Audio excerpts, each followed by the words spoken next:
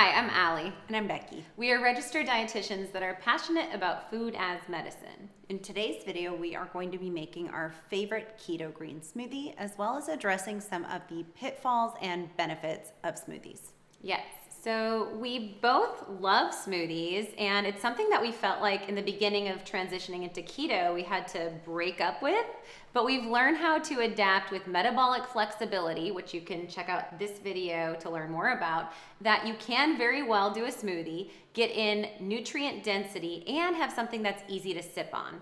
I know in my busy clinic days when I'm working with patients, I don't always have time to stop and chew a big green salad, yet one of my priorities in my nutritional goals is to get 2 to 3 cups of greens in per day. So a smoothie really delivers kind of that pre-digested form, and I can sip on it passively. I know also this can be really helpful for busy mamas, especially breastfeeding mamas. Totally. It's One a one-hand meal. Yeah. And I find green smoothies to be a great way to get nutrients in for children, especially leafy greens. I am very blessed that Stella does enjoy salads, but she also really enjoys making green smoothies with me. So the key elements are to ensure that you have protein. I like to choose my grass-fed whey, some quality whole food fats like nut butters or coconut milk full fat, as well as some antioxidant and food as medicine boosts, and ideal if you can add in some leafy greens.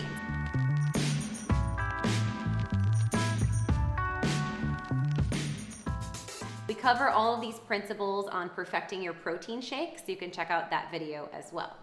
So when we get into the world of smoothies, I think one of the biggest pitfalls is that they can be a carbohydrate bomb.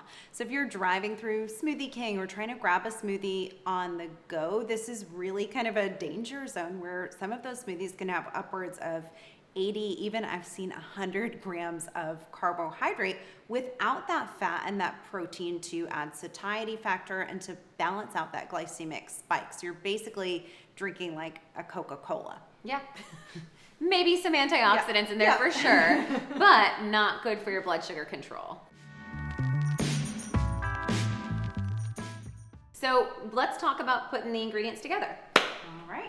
We'll start with our greens. So we have some lacinato kale here. Like I said, I aim for 2 to 3 cups of leafy greens a day. You just pull off the stem, and you don't need to chop it up if you have a nice blender. If you don't have a Vitamix or a Blend Tech, you may want to just do a pre-rough chop with your knife. No big deal. And this is where like a baby spinach that's pre-washed. Sometimes for the like uber busy that just don't have time to wash it and stem it and all of that, you can do, just a tub of that in your fridge as well. Absolutely. You also could pre-stem these and chop up and make pre-smoothie packs, where all of these ingredients could go into baggies, and then it's just a dump, add your liquid, add your protein, and that works too. So for a superfood boost, I'm going to add about 1 inch of chopped ginger. This is very anti-inflammatory. It also provides a nice zingy flavor profile. And I have about a ½ teaspoon of matcha. I like this as a midday pick-me-up, providing me some caffeine, some L-theanine, which aids in the alpha brain waves. We know that matcha is essentially a ground tea leaf grown in shade to increase that L-theanine, and the L-theanine alpha brainwave boost aids in concentration and focus while reducing anxiety. So love adding a little bit of matcha in there, as well as some EGCG boost for metabolism. Can't hurt there. I have some hemp seeds, a tablespoon of hemp seeds and flax seeds to get some essential fats and some good fiber. And really good balance for hormones as well, especially coming from that flax seed, which we can link below the video we did on estrogen dominance and ways to reduce. But flax is a great way to balance your estrogen. We just have so many resource videos. Boom, boom, boom. And then I have my frozen organic mango. So with the concept of metabolic flexibility, I can easily do a 1/3 cup of frozen mango, and alongside the full-fat coconut milk, this will not kick me out of ketosis. So I'm gonna put my frozen mango, full-fat coconut milk. Now, if you're trying to get higher calories, you could use all full-fat coconut milk, but I'm in a place of weight maintenance, and so I'm going to dilute that with some filtered water just to get enough to get the blender going.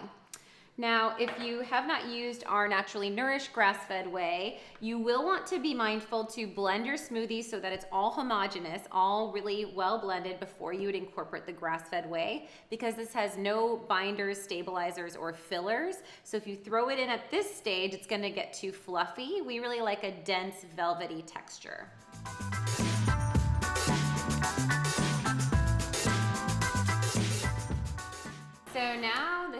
nice and smooth. Vibrant green swamp monster look. Note that if you add blueberries, which you could sub out for the mango, it will get more brown. So I know my Stella really likes a vibrant green smoothie, so we always go team mango in our house. I'm going to add in that scoop of whey. And when you're selecting a whey protein, we want to make sure that we are using one that is non-denatured. So we don't want to go for a grass-fed whey isolate, right? We know that isolates are not a whole food form. A grass-fed whey that is non-denatured is going to be highly bioavailable, and it hasn't been heat processed or chemically processed in its extraction.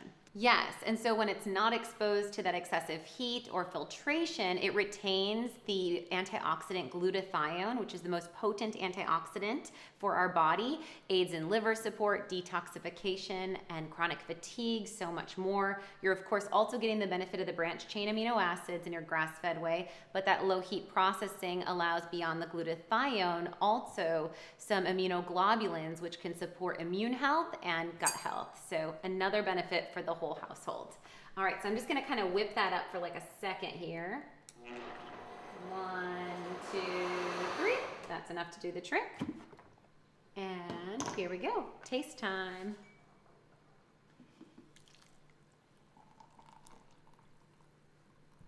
So you would do that whole thing then as a meal, This right, is Allie? just for me, right? Yep. We're just splitting it for taste. Yes. Or as a snack to like split with Stella, you could just add an extra half scoop of protein into there Sure. and do really well. If I had a lunch that I was chewing, then I was doing this for an after-school snack with Stella's, then we would just split it 50-50. And it'd be good.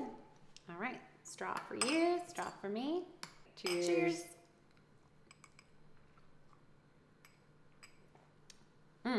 Super vibrant, love that zing of the ginger. And the full-fat coconut milk, I think, provides a really nice velvety texture. Yep, and the mango is great in there to kind of balance out the grassy greenness, especially when you add the matcha. Right. Oh, to note, when I make it for Stella and I do No not matcha. add the matcha. That's the only modification. So we hope you all love this smoothie as much as we do. Make sure that you click the like and subscribe button so you can stay up to date on our Food is Medicine video releases. And make a comment below on the recipe. Note that depending on where you are with your keto journey, you might add a little bit more mango, or if not doing keto at all, just do this to your taste preference, and over time, as you channel savory, you'll be able to start to shave down those carbohydrates. Cheers. And for children, I love doing it. Stella and I will... Smella.